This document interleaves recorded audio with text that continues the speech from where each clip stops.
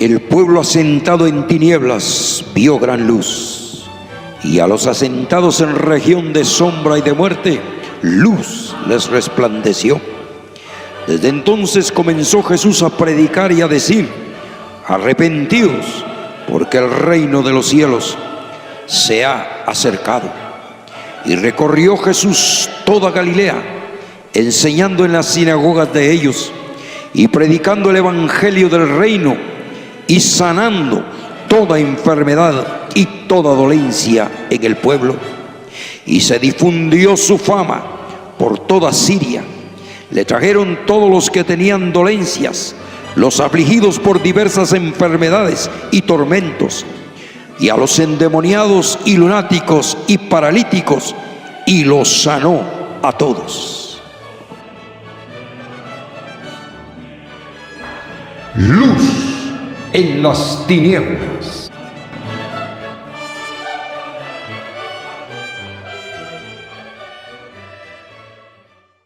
Maravilloso. Continuamos con la enseñanza acerca de nuestras reuniones familiares en las casas. Estuve ministrando la palabra acerca del formato que debe de llevar, pues es necesario. Muchos se preguntan cómo hago un culto familiar o qué es un culto familiar. Bien, esta es la idea, tratar de instruirte para que sea de bendición en vez de que sea de maldición, porque realmente esto es lo que ha sucedido con muchos. En vez de ser de bendición, le ha servido de maldición, de tropiezo y de problemas. Por esto es que estamos enseñando esta palabra así, de esta manera, con toda confianza, con toda seguridad. Bien, decía que los cultos familiares también se hacían en las casas, más que todo se practicaban. El apóstol Pablo mencionó en más de una ocasión: saluda a los hermanos de la iglesia en tu casa, saluda a la iglesia que está en tu casa. Bien, por ejemplo, cuando aquí nos habíamos quedado la semana pasada, que cuando tomaron a Pedro para maltratarlo, para castigarlo, para matarlo inclusive, habían hermanos que estaban en una iglesia, pero era la casa. Ahí estaban reunidos, ahí estaban clamando a Dios para que Dios interviniera, que Dios hiciera un milagro. Si tienes ahí alguna Biblia, puedes leer. Eso está en Hechos, capítulo 12, verso 11 y 12, donde dice que Pedro se dio cuenta cómo el Espíritu del Señor lo sacó de ahí. Y dice que habiendo considerado esto, llegó a casa de María, la madre de Juan, el que tenía por sobrenombre Marcos, donde muchos estaban reunidos orando. Ahí en la casa. No necesitas tener una mega iglesia. Bueno, si la puedes tener, gloria a Dios. Si Dios te la da, maravilloso, pero no necesitas tener una gran mega iglesia para que la presencia de Dios baje, para que las personas se conviertan, para que las personas puedan ser compungidas por medio del poder del Espíritu Santo y pueda haber una transformación especial.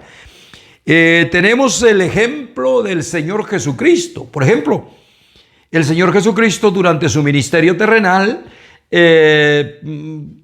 predicaba donde se le presentaba la oportunidad. Predicaba en las playas, predicaba en las montañas, predicaba en las casas, donde quiera que se le presentaba la oportunidad, ahí predicaba el Señor Jesucristo. Él dio ejemplo de esto.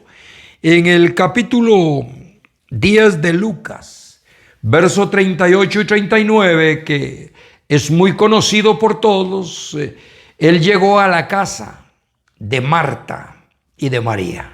Y ahí empezó a predicar la palabra. ¿Cuántos eran? Eran 2. No necesitas tener una gran multitud para predicarles. De hecho, la palabra del Señor dice que donde hay 2 o 3 reunidos en su nombre, ahí está Él. Esto es maravilloso. Puedes hacer una reunión familiar con tu esposa, con tu esposo, si no hay hijos. Y si hay hijos, puedes estar con ellos, 1, 2, 3, no sé cuántos. Pero puedes hacer esa reunión, porque ahí, de hecho, que va a haber bendición y vida eterna. Mira qué importante. Capítulo 10 de Lucas, versos 38 y 39, dice: aconteció que yendo de camino, está hablando del Señor Jesús, entró en una aldea y una mujer llamada Marta le recibió en su casa.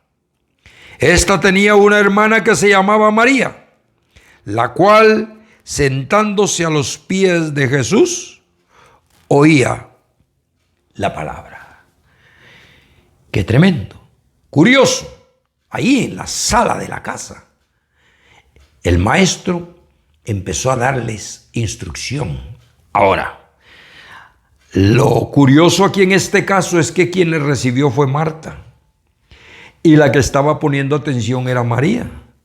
Tuvo que llamarle la atención el Señor Jesús cuando le dijo: Marta, Marta, muy afanada estás, porque quería que su hermana quitara la atención de lo que el maestro estaba dando. Y te voy a decir algo, mi estimado hermano que me estás escuchando, mi estimado líder que me estás escuchando, cuando tú estás compartiendo la palabra, esa palabra tiene efecto, esa palabra tiene vida.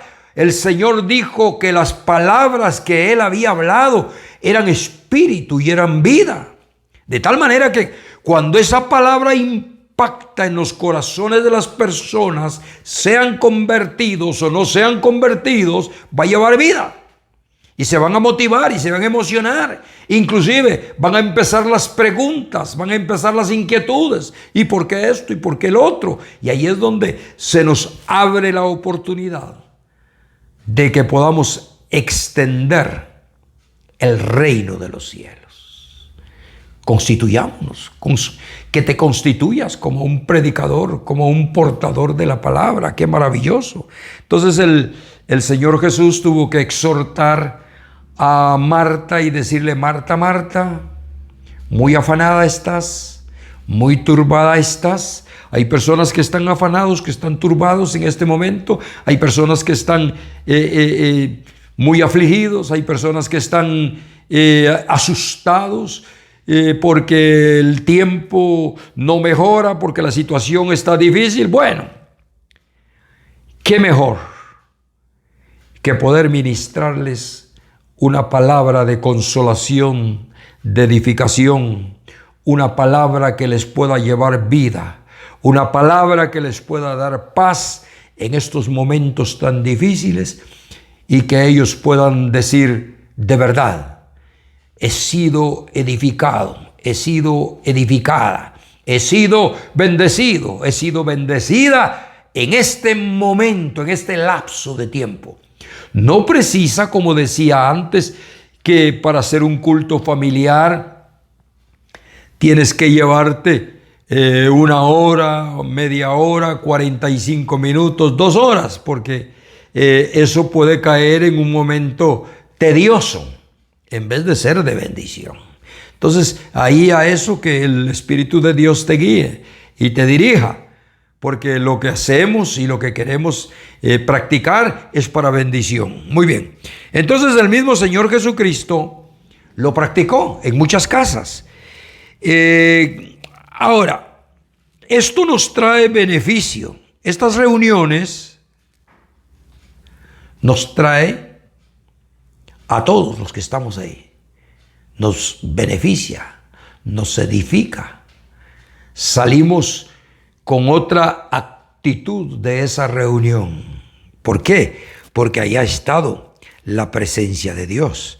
Por ejemplo, el Señor Jesucristo les dijo a todos sus discípulos que buscaran el reino de Dios y su justicia. Esto es importantísimo. Cierto momento que el Señor Jesús iba ministrando, como decía antes, Él predicaba, Él no perdía el tiempo, Él no desaprovechaba la oportunidad, predicaba en todos los lugares. En este momento iba ministrando en la calle. Por supuesto, eran tantas las multitudes que le seguían. Y había un hombre, dice, principal, muy rico, que quería ver quién era Jesús. Había oído la fama del Señor Jesucristo, había oído que los enfermos se sanaban, había oído que los paralíticos caminaban, había oído que la gloria de Dios se manifestaba, había oído que hablaba no como los fariseos ni como los religiosos de ese tiempo, sino que hablaba con toda autoridad la palabra. Y la curiosidad en él se llenó y él dijo: ¿quién es este Jesús? Pero tenía una cierta limitación en su cuerpo físico, de estatura, era muy bajo. Difícilmente una persona que es muy bajita de estatura puede ver a alguien que va caminando en medio de una multitud. Pero él no se iba a quedar con esa curiosidad y dice que se encaramó, se subió a un árbol para ver cuando el Señor Jesús pasaba por ahí. Entonces dice que cuando Jesús llegó a aquel lugar, mirando hacia arriba, le vio. El nombre de este hombre era Zaqueo. Nota que no se le pasaba nada por alto al Señor Jesús, y dice que vio a este hombre Zaqueo y le dijo: date prisa, Zaqueo, baja de ahí, porque hoy es necesario que yo pose en tu casa. Entonces él descendió a prisa y le recibió con gozo. Nota, ¿a dónde? No le dijo: date prisa porque quiero verte en el templo, quiero verte en la sinagoga, quiero verte. No. Le dijo: yo quiero verte en tu casa hoy, quiero que tengamos una reunión familiar, porque ahí vas a ser bendecido.